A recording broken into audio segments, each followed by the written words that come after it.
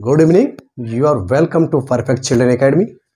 Dear friends, in the series of tense, we have already discussed what is the tense, sentence, and true sentence, present indefinite tense and present continuous or present imperfect tense. We have already discussed in the previous lecture.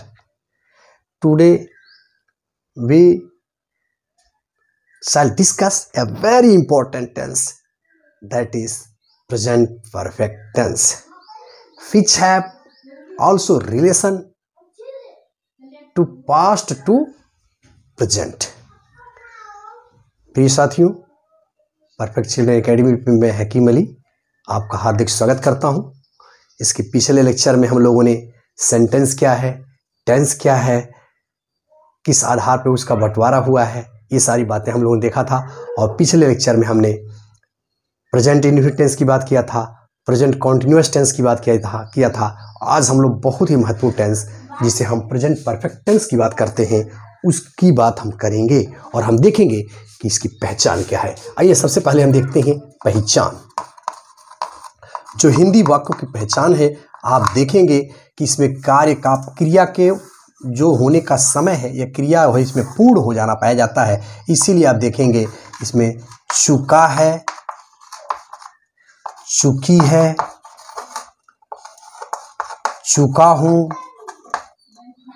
लिया है, दिया है, किया है, ये सारे शब्द हमको देखने को मिलते हैं। चुका, चुकी, चुके, यानी कार्य के समाप्त हो जाने की बात इसमें की जाती है। इसीलिए हम लोग इसको प्रेजेंट परफेक्ट टेंस कहते हैं। अब हम लोग देखते हैं प्रेजेंट परफेक्ट टेंस में सिंपल सेंटेंस को हम कैसे बनाते हैं। हमने प्रीवियस लेक्चर में आपको बताया था कि जो हमारा असर्टिव सेंटेंस है वह दो पार्ट में टूट जाता है। पहला हमारा positive sentence, positive, affirmative. Affirmative की बात हमने की थी, या इसी को सिंपल सेंटेंस कहते हैं। तो सिंपल को कैसे हम लोग बनाएंगे, इसके पहले लेक्चर में हम लोग टेंस में देख चुके हैं कि सब्जेक्ट तो वैसे ही रहना है, इसमें क्रिया का फॉर्म बदल जाता है, सहायक क्रिया बदल जाती है। तो वही कहानी यहाँ भी है। अगर इसका हम मैथमेटिकल फार्मूला देखें तो वहाँ हमने देखा था कि सबसे पहले सब्जेक्ट और वहाँ हमने सहायक क्रिया रखा था, जैसे ही जमार रखा था कंटिन्यूअस में। तो यहाँ पे हमको दो सहायक क्रिया मिलेंगी, हैज एंड हैव, ये ध्यान रखिएगा। और यहाँ पे क्रिया का थर्ड फॉर्म हो जाएगा, प्लस ऑब्जेक्ट हो जाएगा। ये हमारा एक जनरल सा स्ट्रक्चर होगा। आइए एक उदाहरण लेते हैं। यानी ही, सी, इट था एक वचन संज्ञाकर्ता के साथ हम हैज का प्रयोग करेंगे। आई, वी, यू, दे तथा वो वचन संज्ञाकर्ता के साथ हम हैव का प्रयोग करेंगे। और क्रिया का इसमें थर्ड फॉर्म लगता है। इसके पहले हम लोगों ने प्रेजेंट इंडेफिनिट में देखा था कि फर्स्ट फॉर्म लगता है, उसमें यस आई एस लगता है। फिर हम लोगों ने बात की थी प्रेजेंट कॉन्टिन्यूअस टेंस में, उसमें हम लोगों ने देखा था कि मुख्य क्रिया में आईएनजी जोड़ा गया था, यानी एक तरह से फोर्थ फॉर्म लगा था। लेकिन यहाँ चाहे वो एक वचन हो चाहे बहुवचन हो, क्रिया थर्ड फॉर्म की ही लगनी है। जैसे मान लीजिए एक वाक्य में लेता हूँ, सीता स्कूल जा चुकी है, स्कूल जा चुकी है, चुकी है। चलिए, तो क्या हो जाएगा, सबसे पहले हम लोग कर्ता लिखेंगे। आप जान रहे हो, सबसे पहले हो जाएगा हमारा सीता, और इसमें सहायक क्रिया देखेंगे, चूंकि एक वचन है इसीलिए यहाँ लग जाएगा हैज, सीता हैज। और क्रिया का थर्ड फॉर्म है जाना, तो गो का go, went, gone, gone to school हो जाएगा। Sita has gone to school, ये हमारा सेंटेंस बन गया। अब इसी को हम बहुवचन में लेना चाहें कि वे स्कूल जा, अब मान लीजिए मैं लिख दूं चुके हैं, चुके हैं, तो क्या हो जाएगा, तो सीता का जगह हो जाएगा दे हर है जगह पे हो जाएगा have, they have gone to school. तो ये कहानी है सिंपल सेंटेंस की। हमारे समझ से यह बात आप समझ गए। अब हम चलते हैं नेगेटिव सेंटेंस में। तो नेगेटिव में आपको हमने बताया था कि नॉट का प्रयोग होता है, तो यहाँ भी नॉट लगेगा। हाँ, बस ध्यान देना है कि जैसे इज एम आर के बाद वहाँ नॉट लगता था, और यहाँ पे क्या हो जाएगा, हैज एंड हैव के बाद नॉट लगेगा। हाँ, वहाँ यहाँ पे आप देखिएगा और क्रिया का यहाँ रूप नहीं बदलेगा, क्रिया थर्ड फॉर्म में ही रहेगी, चाहे वो एक वचन का हो चाहे बहुवचन का हो। जैसे एक वाक्य लेते हैं, मैंने खाना नहीं, या लिख दूं मैं खाना नहीं खा चुका हूं, मैं खाना नहीं खा चुका हूं। या इसी वाक्य को ये भी कह दूं, मैंने खाना नहीं खाया है, मैंने खाना नहीं खाया है। तो क्या हो जाएगा, बात एक ही है, कहने का ढंग अलग है। तो हो जाएगा आई, और आई के साथ हैव लगता है, आप जानते ही हो, ही सी इट था एक संज्ञा के सकर्ता के साथ जो हैव का प्रयोग होता है। I have not eaten food, मैंने खाना नहीं खाया है। तो ये हमारा हो गया नेगेटिव सेंटेंस। तो हमारे समझ से नेगेटिव आप समझ गए। अब हम लोग चलते हैं इंट्रोगेटिव की तरफ। तो इंट्रोगेटिव का मतलब ही मैंने आपको बताया था, इंक्वायरी होता है, जांच पड़ताल होता है, पूछताछ होता है। तो उसमें हमने आपको बताया था कि अगर वाक्य जो है डब्ल्यू यस से शुरू हो रहा है तो क्या करेंगे, या यस या नो रूपी क्वेश्चन होगा तो क्या करेंगे। आपको मैंने बताया था कि जिस प्रश्न का उत्तर हाँ या ना में दिया जाए उसे यस या नो रूपी क्वेश्चन कहते हैं, और जिस प्रश्न का उत्तर यस या नो में ना दिया जाए, कुछ कहना पड़े, उसे हम लोग WS क्वेश्चन कहते हैं। और यस या नो रूपी जो क्वेश्चन होते हैं, मैंने आपको बताया था पिछले लेक्चर में कि एक्जुलरी वर्ब से शुरू होते हैं, एक्जुलरी वर्ब से शुरू होने वाले वाक्य होते हैं। जैसे क्या राजू स्कूल जा चुका है, स्कूल जा चुका है। तो क्या बनेगा भाई, यहाँ प्रश्नवाचक चिन्ह लग जाएगा। तो इसका जवाब हाँ या ना में दे सकते हैं, यस नो, इसीलिए यस या नो रूपी क्वेश्चन हो गया।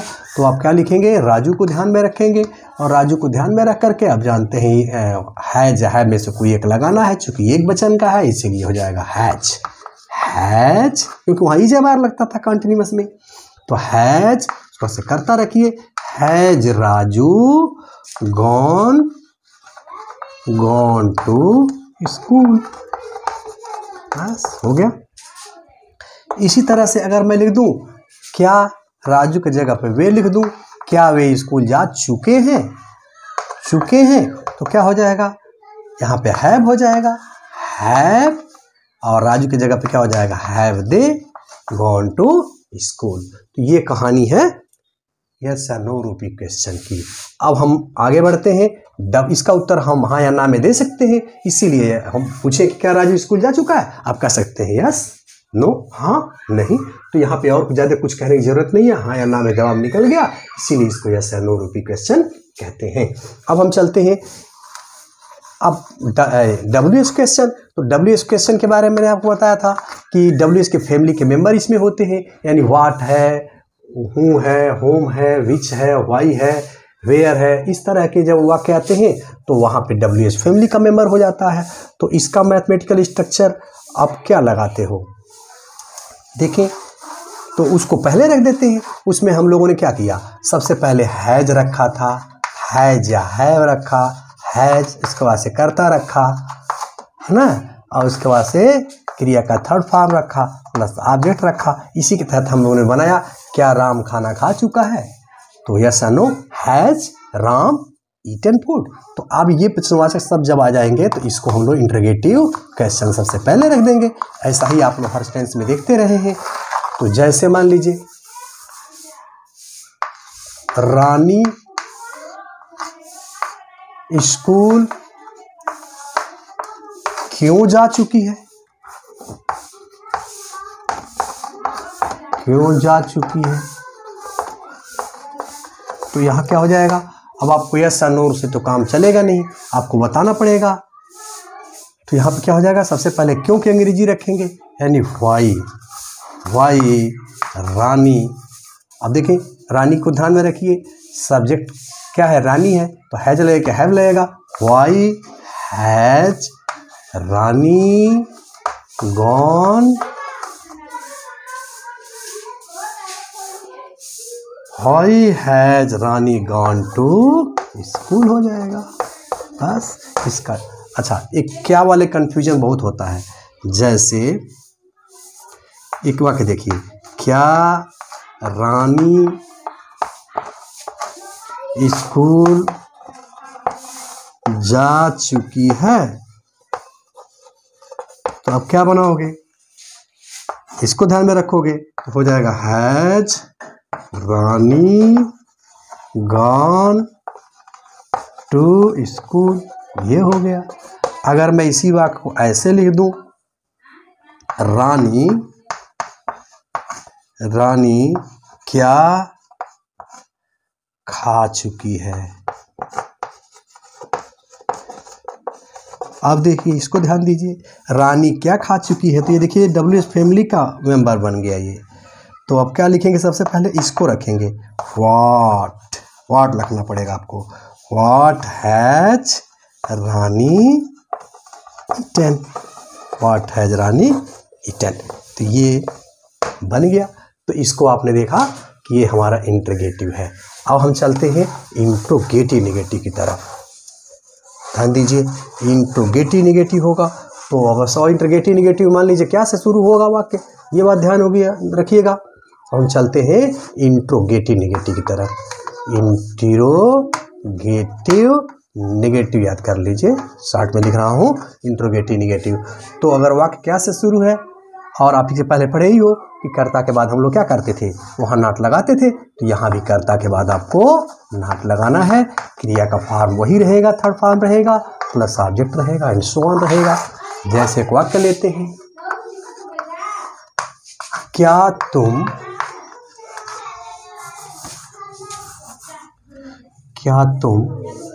खाना नहीं खा चुके हो?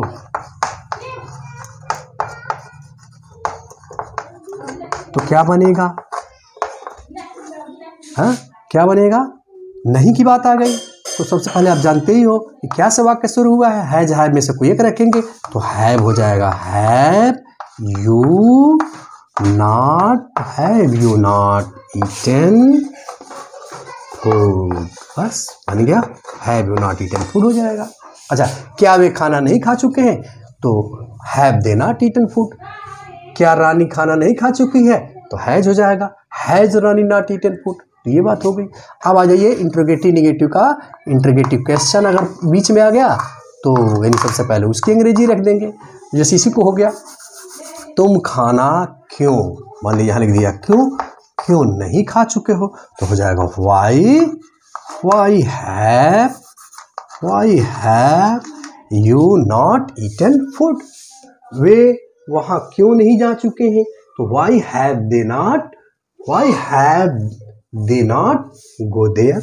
वे नदी में स्नान क्यों नहीं कर चुके हैं, या वे नदी में स्नान कब कर चुके हैं, कब नहीं कर चुके हैं, Y have they not bathed in the river. तो ये है हमारा इंट्रोगेटिव नेगेटिव का। अब हम आइए आगे जल्दी से बढ़ लेते हैं। क्या कितना, कितने, कितनी रहेगा, इसके बारे में भी मैंने आपको बताया था कि वाक्य में कितने रहे तो आप जानते हो ये हाउ मेनी इसको बोलेंगे, एडजेक्टिव ऑफ नंबर हो जाएगा हाउ मेनी। और कितना रहे तो ये एडजेक्टिव ऑफ क्वांटिटी हो जाएगा, तो इसको हाउ मच बोलते हैं, हाउ मच हो जाए। और वाक्य में कैसे आ जाए तो हाउ बोलते हैं। तो अगर इस तरह के शब्द आते हैं तो उसको हम कैसे बनाते हैं, यहाँ हमने बताया था पिछले लेक्चर में कि इनसे रिलेटेड नाउन इसके साथ रख देते हैं। जैसे यहाँ कितने लड़के आ चुके हैं, तो क्या बनाएंगे, यहाँ कितने की अंग्रेजी सबसे पहले बनाइए, इससे रिलेटेड नाउन लड़के हैं, तो यहाँ हो जाएगा हाउ मच की जगह पे क्या करें, संख्या है ये, हाउ मेनी। और इससे रिलेटेड नाउन कौन है, लड़के, हाउ मेनी बॉयज, है ना। उसके बाद से अब आपको हैज या हैव रखना है, how many boys have come here. तो ये बात ध्यान रखिएगा।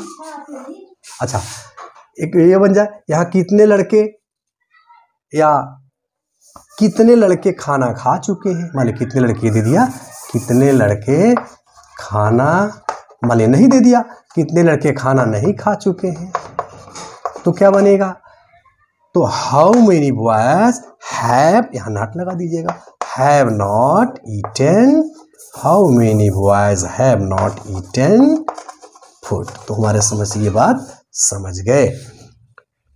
यह बच्चा कितना दूध पी चुका है, तो how much milk have this child drunken. तो ये क्या कितने कितनी हो गया। अब हम आगे बढ़ते हैं इसी के साथ यूज ऑफ प्रेजेंट परफेक्ट देख लेते हैं।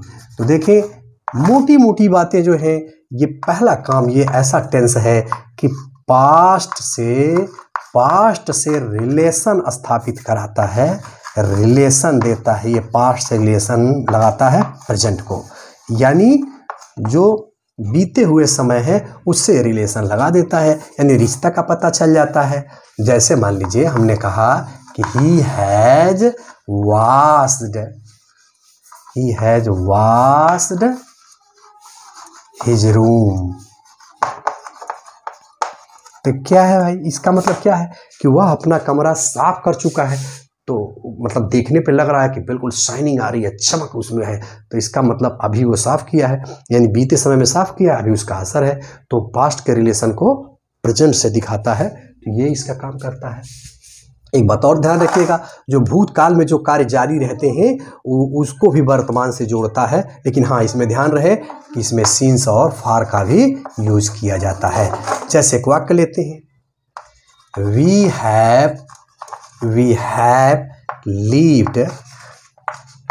we have lived in this house since 2000। हम यहाँ 2000 से यहाँ पे रह रहे हैं। इसमें देख रहे हैं पीछे से लेकर के आज तक की बातें दिखाई जा रही हैं। इसके अलावा आप याद करिएगा, इसमें एवर की बात है, नेवर की बात है, ऑलरेडी की बात है, या ऑलवेज है, ऑफन है, सेवरल टाइम्स है, इट है, जस्ट है, रिसेंटली है, सो फार है, up to now, up to the present. ये सारे एडवर्बियल जो एडवर्ब है और एडवर्बियल क्लास का भी इसमें प्रयोग किया जाता है। ये सभी बात आप याद रखिएगा। आइए एक वाक्य लेके समझते हैं। हाँ थोड़ा सा ध्यान रखिएगा, जैसे यहाँ देखें, ही हैज नेवर स्मोक्ड, उसने कभी भी जो है धूम्रपान नहीं किया है। अच्छा एक और वाक्य ले ले, ही हैज जस्ट गॉन। तो एक बात ध्यान रखिएगा, जो मुख्य क्रिया होगी उसके पहले ये सारे शब्द रखे जाते हैं, तो इस तरह की चीजें भी ली जाती हैं। और एक बात और बताता चलूं, इस टेंस के अंदर आप एगो का यूज मत करिएगा। एगो जो है इसमें बैन है, इस टेंस में एगो नहीं लगा सकते हैं। जैसे एक वाक्य ले लें, I have seen him 2 years। एगो के अगर हम बात करें तो ये वाक्य गलत हो जाएगा। I have seen him 2 years, ये जो है ऐसा नहीं लिखेंगे, ये गलत है। इसको सही आप लिखेंगे आई, इसमें आप लेके चले जाएंगे आई सा, पास्ट इंडिफिनिट जो आप बनाए थे उसमें चले जाएंगे, आई सा हिम 2 years एगो। तो ये बात ध्यान रहे, तो ये सही हो जाएगा। ये रहा brief description about present perfect tense and its use. मुझे पूर्ण विश्वास है कि ये बातें आपकी समझ में आ गई होंगी। अगर आप चैनल पे नए हैं तो चैनल को सब्सक्राइब करें, लाइक करें और कमेंट करना बिल्कुल ना भूलें। धन्यवाद।